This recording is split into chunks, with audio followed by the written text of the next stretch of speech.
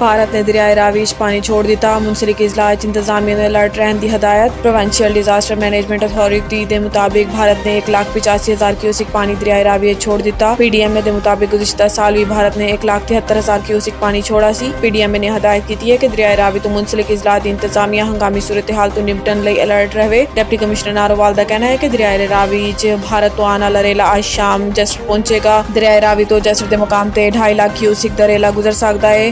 दरियाए रावी ते मुआवन बरसाती नाला ते 9 फ्लड रिलीफ कैंप कायम ने। दूसरी तरफ नेशनल डिजास्टर मैनेजमेंट अथॉरिटी ने हालिया बारिशों तो होने वाले जानी और माली नुकसान की रिपोर्ट दस्या है कि मुल्क भर 25 जून तो हुण तक बारिशों की बायस 76 अफराद जान की बाजी हार गए। जिन्हें चू सब तो ज्यादा पंजाब तो 48, खैबर पख्तूनख्वा तो 20 अमवात रिपोर्ट हुई। जारी करदा रिपोर्ट के मुताबिक पंजाब 48, खैबर पख्तूनख्वा 20, बलोचिस्तान 5 ते आजाद कश्मीर 3 अमवात रिकॉर्ड हुई।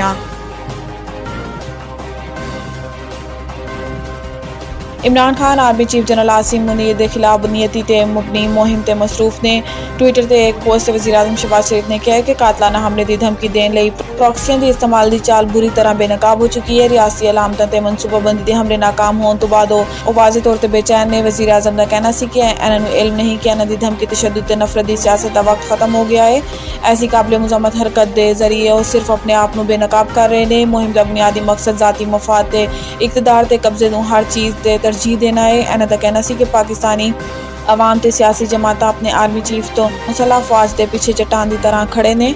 अफवाज के वकार इज्जत ते सालमियत तो मजरू करने लई किसी भी कोशिश ते साजिश नूं नाकाम बनावांगे।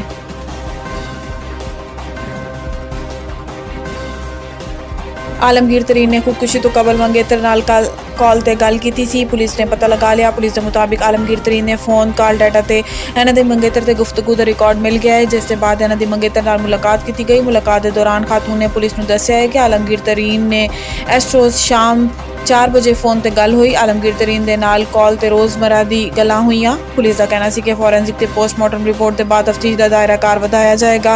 आलमगीर तरीन अपने घर च मुर्दा पाए गए सी। पुलिस ते खाना ने खुदकुशी करार दे दिता। इब्तदाई तफ्तीश दस्सिया गया है कि आलमगीर तरीन ने दाई कनपट्टी ते एक गोली चलाई। आलमगीर तरीन दी पोस्टमार्टम रिपोर्ट के मुताबिक आलमगीर तरीन दी मौत सर च गोली लगन तो हुई है। गोली इन्हां दे सर दे दाएं तरफ लगी, जिन पिस्तौल तो गोली चलाई गई सी, जबकि खुदकुशी तो पहले लिखी आलमगीर तरीन की तहरीर फॉरेंसिक तजज़िये लई भिजवा दी गई।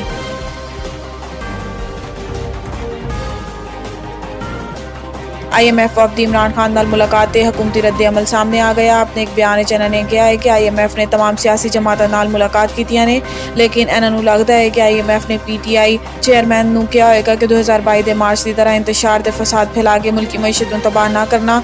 आइंदा आम इंतखाबात ते पाकिस्तान पीपल्स पार्टी के नाल इत्तेहाद के सवाल ते विफाकी वज़ीर इत्तलात ने कहा है कि इन्हां दा फैसला पार्टी क़यादत करेगी। अगले वज़ीर आज़म के हवाले तो पूछे जाने वाले सवाल ते मरियम औरंगज़ेब ने कहा है कि यह फैसला पाकिस्तानी अवाम का होएगा। ख्याल रहे कि एक रोज़ कबल IMF के वफद नाल पाकिस्तान तहरीक इंसाफ के चेयरमैन इमरान खान ने जमान पार्क लाहौर मुलाकात की थी। IMF के वफद के चेयरमैन PTI के दरमियान मुलाकात 1 घंटे तो ज़ायद तक जारी रही। मुलाकात PTI के वाइस चेयरमैन शाह महमूद कुरैशी भी शरीक सी, जबकि साबिक वज़ीर खजाना शौकत तरीन ने वीडियो लिंक ते IMF वफद नूं ब्रीफिंग दी।